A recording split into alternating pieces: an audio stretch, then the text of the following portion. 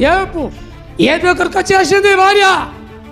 ఏమండి, మన దేశంలో దేవుడు లేరా, దేవత లేరా, మహారాజు లేరా? ఏది ఇది కాకపోతే ఇంకొకటి మరొకటి ఏదో ఒకటి చేసుకోవచ్చు. నీ భక్తి ఏం భక్తి, నీ దేవుడేం దేవుడు. నీకు దేవుడు అనేవాడు ఉంటే ఇంత గతి నీకెందుకు వస్తుంది?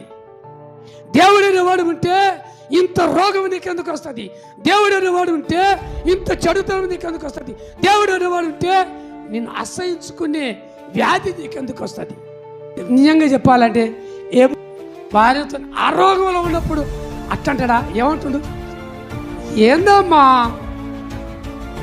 నువ్వు దేవుని రుచిని చూసిన దానివి, పరిశుద్ధాత్మను పొందిన దానివి, దేవుని అనుభవించిన దానివి. మూర్ఖురాలు మాట్లాడుతూ నువ్వే మాట్లాడితే మూర్ఖులు ఎలాగ మాట్లాడతారు? నీకు శ్రమ వచ్చిందంటే ఆ శ్రమ వెనక దేవుడు నీకు ఒక ఆశీర్వాదాన్ని దాచిపెడతాడు. ఆ ఆశీర్వాదాన్ని నువ్వు పొందుకోవాలంటే కీడు అనుభవించాలి.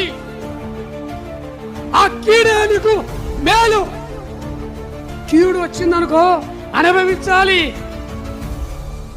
నువ్వు అనుభవించకపోతే మేలు నువ్వు చూడలేవు. శ్రమని సహించాలి, శ్రమని ఆశీర్వాదముగా మార్చుకోవాలి.